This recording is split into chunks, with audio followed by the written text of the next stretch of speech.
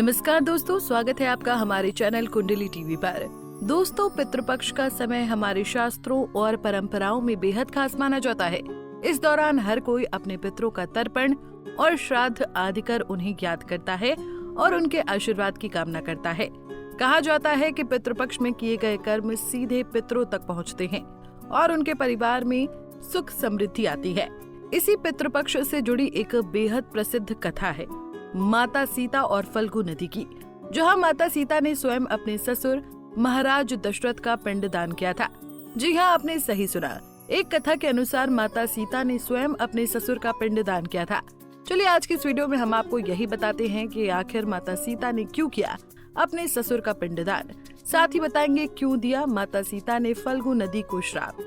तो चलिए शुरू करते हैं। कहा जाता है कि बिहार के गया शहर में स्थित पवित्र फल्गु नदी केवल एक साधारण नदी नहीं, बल्कि आस्था और परंपरा की प्रतीक मानी जाती है।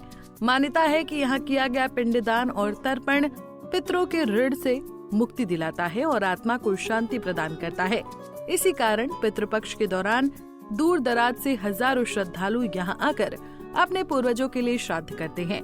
ये भी कहा जाता है कि श्राद्ध कहीं भी किया जाए, लेकिन जब तक गया जी की फल्गु नदी पर पिंडदान ना हो तब तक वो अधूरा माना जाता है। पौराणिक कथा के अनुसार जब भगवान श्री राम, लक्ष्मण और माता सीता वनवास काल में गया के फल्गु नदी पहुँचे, तब पितृपक्ष का समय चल रहा था।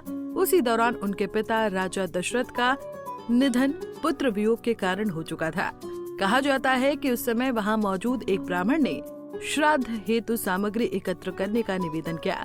तब श्राद्ध की सामग्री जुटाने के लिए श्री राम लक्ष्मण जी के साथ नगर की ओर चले गए।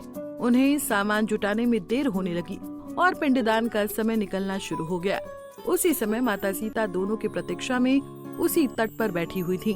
कहा जाता है कि उसी समय राजा दशरथ की आत्मा माता सीता के समक्ष प्रकट हुई और शीघ्र पिंडदान करने को कहा।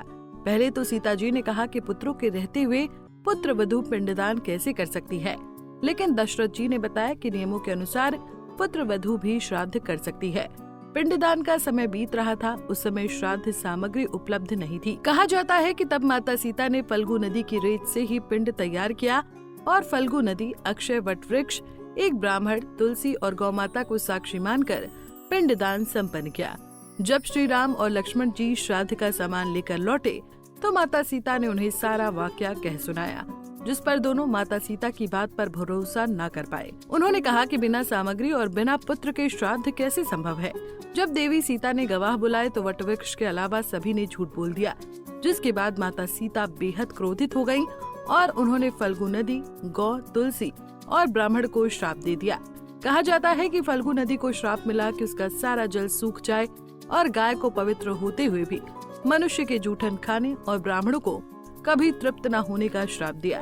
और कहा जाता है कि तुलसी को श्राप दिया गया कि वो गया की मिट्टी में कभी भी नहीं फलेंगी। वहीं अक्षय वट को माता सीता ने आशीर्वाद दिया कि लोग अक्षय वट में भी पिंडदान करेंगे। आज भी माता सीता के दिए गए श्राप के परिणाम देखने को मिलते हैं। फल्गु नदी में पानी नहीं है और पिंडदान रेत के साथ किया जाता है। इसी तरह की और भी जानकारी लेने के लिए हमारे चैनल को सब्सक्राइब करें और नई वीडियो की नोटिफिकेशन के लिए बेल आइकॉन दबाएं। अगर आप ये वीडियो फेसबुक पर देख रहे हैं तो वीडियो को लाइक और शेयर करें। साथ ही अपनी राय कमेंट बॉक्स में जरूर बताएं। धन्यवाद।